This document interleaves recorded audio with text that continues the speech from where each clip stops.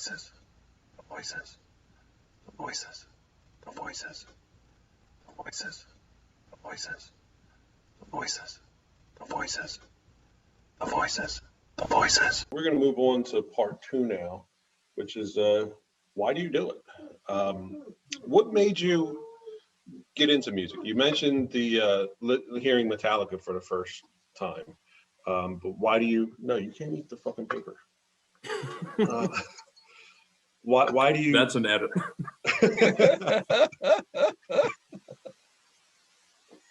Why do you do music? Why have you chosen this? Why have you chosen this particular style of music?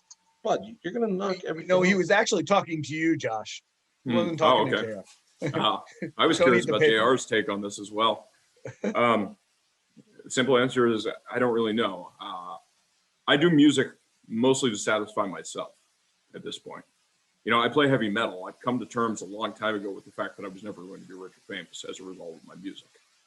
It's just the facts of life. You know, it's hard enough to make a living in music at this point in time anyway. And if you're going to try, probably that's the genre that is least appealing to the largest number of people. So I absolutely do it to satisfy myself. I love playing the guitar.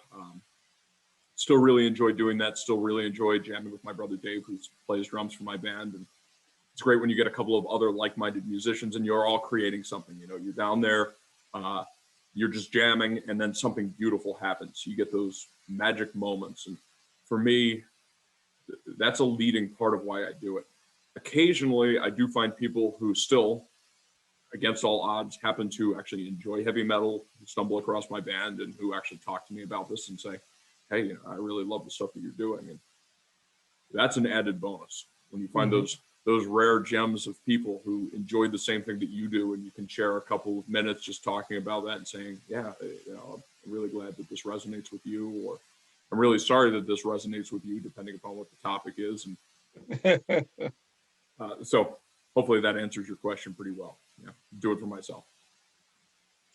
And you know, that answer resonates with me as well, because that exactly the same for me. I'm into progressive metal. And you know, even when I put my first band together, started putting it together back in 2004 or so, I realized that the ultimate quote unquote success would really only amount to the possibility of getting invited to festivals a few times a year, still having a day job, and maybe getting, if we're lucky, 10,000, maybe 20,000 fans around the world. So you'd never really have a fan base anywhere. But alas, we probably never got to 50 fans or 100 maybe. But it was the process for me, the creative outlet, and the fact that you could create something that basically ends up being something completely new, possibly greater than yourself. Starting out small, working on something, building it, especially with other musicians, collaborators, and this thing turns out in the end in a form that you never imagined at the beginning of the process. And it's just like, wow, we did that. And it's just that kind of feeling. And then, like you said, it's just icing on the cake if somebody else goes, hey man, I really like what you're doing. I started writing. Now I don't write music. I don't play any instruments. I don't, write lyrics or anything like that. But the stories and poetry that I write, I started in 2006, and it was pretty much the same. Writing, just I had ideas, so that were in my head, and to get them out of my head, I had to put them on paper. And people started reading them, and they enjoyed it.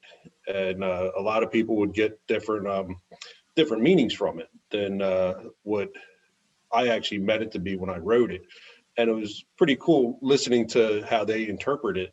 But even just the fact that they liked it, was cool, which it wasn't really. Even when I did the music promotion, I always had this idea like, oh, this will be like a big company, I'll be able to do this. This is how I'll make a living, because I enjoy music, or at the time I enjoyed music. I enjoyed learning about it and working with it. And I admit, I had no idea what the hell I was doing.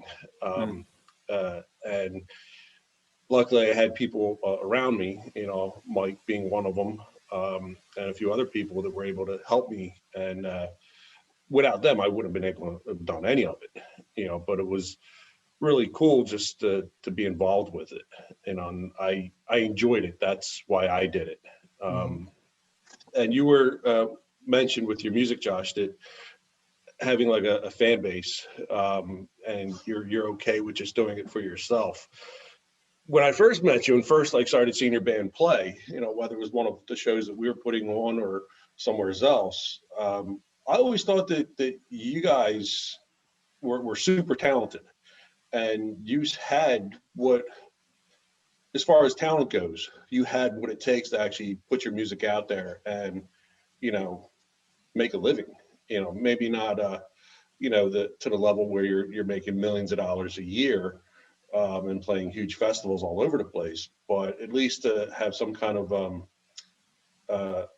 earn some kind of living doing it.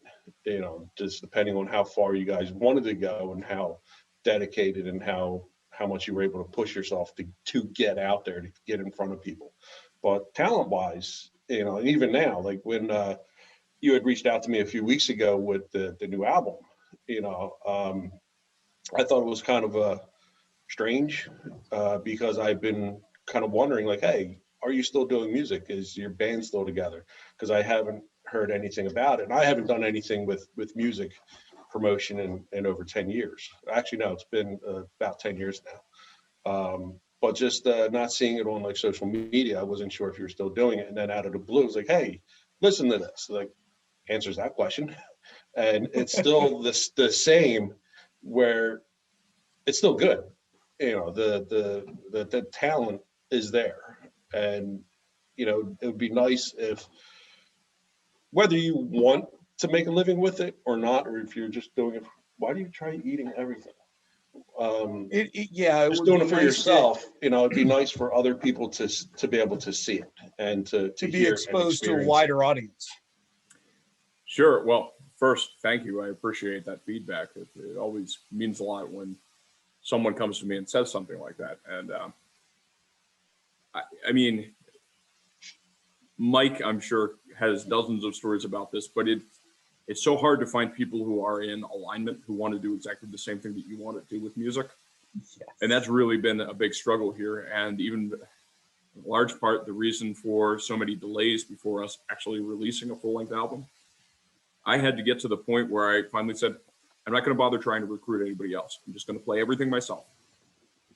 And I did. And now we've got an album, and I have even less respect for bassists than I did before. So, it's confirmation bias, which is fun. I'm sure we'll talk more about that later. But you wouldn't turn down John Mayung if he wanted to play bass for you. Absolutely not. I can't do that and guitar at the same time. I'm not that good. Well, you're gonna knock stuff over. Stop stepping on everything. Lay down. I did actually have fun playing bass. I did actually have fun playing bass. It was a very different type of instrument than what I'm used to. I thought because it's got strings, it's basically a guitar. That's not totally true. It's much more rhythmic. You're really feeling, okay, the groove, and you're trying to pick that out. I still played it probably more like a guitarist than most bassists would, but sorry. That's why there's two-hand tapping. Yeah. One of the stories that I have heard about Black Sabbath when they first formed, Geezer Butler was a guitarist, and Tony Iommi didn't want another guitarist, and so he had to play bass. Geezer Butler did, and he couldn't afford a bass, so he actually restrung the the strings opposite and played it that way. Is that Interesting. any kind of truth could be to that? Like, Okay, that sounds like that's what you do when you're a left-handed player as opposed to a right-handed player. And you right-handed guitars, especially back in the late 60s when they were around, every guitar was basically a right-handed guitar. And Jimi Hendrix was the one that everybody knows. He was too poor to be able to afford the extra money that it cost to have Fender make a left-handed model, because they didn't really have a production for left-handed models. So he turned the right-handed guitar upside down and restrung it so he could play it left-handed. That was my awareness also. I'm not familiar with the Geezer Butler story, although musicians being what they are wouldn't totally surprise me. I just would have trouble picturing a guitar that could accommodate bass strings. Right. I was under the impression when I heard the story or read it that they were still guitar strings, just Okay. Upside down. Okay. I'm not going to question it. I may Google it later. Yeah, you're in trouble. It's a story that I've heard a long time ago, and like I said, I don't know if it's possible to do it that way or how true the story is, but it's one of the stories, and I figured I'd ask musicians because I'm not a musician. Fair enough. Let's see. The inspiration. Moving on to part 3. The voices.